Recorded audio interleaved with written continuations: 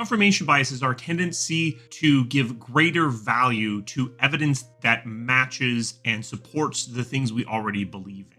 You see this all over the place right now. One of the greatest sins of the modern internet is the fact that it supports the creation of a filter bubble. You pay attention to the things that agree with the position that you already agree with, and so you are fed additional information that agrees with the thing that you already agree with, strengthening that filter, underlining and strengthening that confirmation bias. Because of the confirmation bias, we have a tendency to ignore data that disagrees with us because we think that it is inaccurate or biased or otherwise wrong, while giving a pass to evidence that supports what we actually believe. If you've ever had the experience of watching a video with somebody else and then at the end basically coming to opposite conclusions, that's the confirmation bias at work. You're both watching the same piece of information, but your own biases, the things that you believe, are causing you to interpret the information in that video in two different ways. You especially see this in the case of two people talking to each other or some sort of interview or debate format. If you agree with the one person, they did a great job of holding their point and making themselves be understood. You disagree with them, were strident or unprepared or nonsensical, and you have the same feeling of strength to the person holding the opposite position. Confirmation bias is one of the most baseline biases that we have. It is most definitely a shortcut where we are trying to make decisions more quickly. But it can cause us to go down some pretty bad paths, because if we're convinced that there's no possible way that this direction could have problems, we will ignore evidence that might indicate those problems might be coming up and then be caught by surprise when they occur. I have to say that in my experience, the people that I've seen who are most affected by confirmation bias are the people who see themselves as the most data-driven. Going out and finding data to support your decision-making process is exactly what you should do. But what often happens is, rather than doing that, people go out and find data that supports their existing preconceived notion. One of the issues with statistical data is it's often quite possible to manipulate it to say whatever you want it to say. So you cherry pick or you move the time period of your graph to make the data say the thing that you already know that it's going to say. I think even when that's happening, we still are living in the world of unconscious confirmation bias for the most part. There are certainly people who are intentionally lying with statistics, but I think a lot of time what looks like lying with statistics is actually just confirmation bias at work, causing them to twist the data to agree with what they already believe. To avoid confirmation bias, like a lot of these biases, the number one thing we need to do is just be aware that this exists. To be aware that the information that we're intaking in the decision-making process is going to be colored by our own beliefs.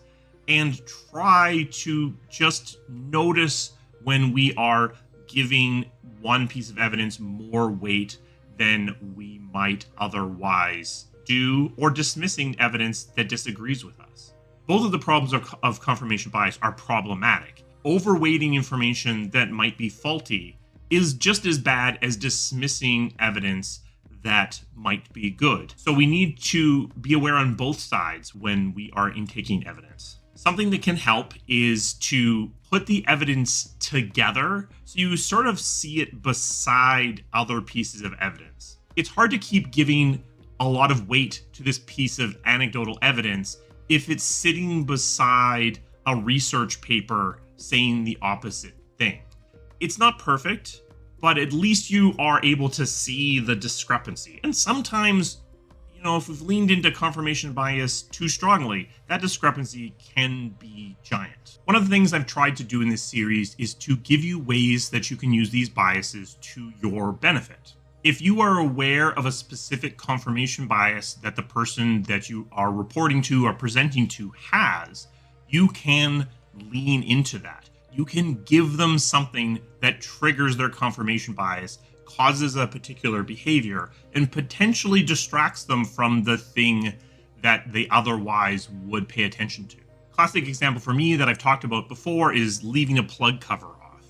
So if you are making a presentation that's going to be reviewed by someone and you know that they need to find a fault, need to provide a feedback to the presentation, this is a form of confirmation bias. They know that there is a problem in the presentation, so they are going to seek out a problem. So give them something to find. Give them a problem that they are going to be able to grab onto and give you feedback on that you can then correct. And now they feel that their job is done and you can move on. But be careful, because you do need to understand the way that they interact with their own biases. If their bias is more about this presentation being bad, leaving the plug cover off just confirms to them that it's bad, and that might result in them heading down a much worse direction than you meant. Leaving a plug cover off is useful if it's about them needing to provide a little bit of feedback, needing to tweak a direction. It's bad if they are coming in with the bias that this presentation is a piece of garbage, and now you're just confirming that it's a piece of garbage for them. So you can use other people's confirmation biases to your advantage, but make sure that you're pretty confident what that bias actually is. This is the kind of thing that develops over a longer relationship with a person. So you can start to see patterns and develop an understanding of where their biases lie and the kind of behavior they're actually going to exhibit when presented with certain kinds of things. Otherwise, you might just accidentally trigger a complete burn down of your presentation when all you meant to do was give them a spelling mistake to edit. Confirmation bias is one of the biases most deep into our subconscious. We are doing it to save time and save energy in our decision-making process. Being aware of this bias can allow us to escape it to some degree, but you're never going to be fully free of it. Knowing is half the battle, like most of the things on this list. Special thanks to my members. They provide the resources that this channel needs to keep running. If you're interested in becoming a member, there's a link to that down in the description. As well, there is a link to my Patreon if you're interested in helping me out that way. We have merch now. This is You May All Now Celebrate briefly, which is a bit of a Dragon Age inside joke, but there is a link to this and other merchandise below this video as well. Helps the channel out. What are some tricks you use to try to escape confirmation bias? How do you get out of your own filter bubble? How do you expose yourself to ideas that force you to re-examine your existing beliefs and biases? Let me know these things down in the comments. And as I've said throughout this series, if there's a bias or fallacy that you're interested in me doing next, put that down in the comments as well. I will see you again soon. Thank you.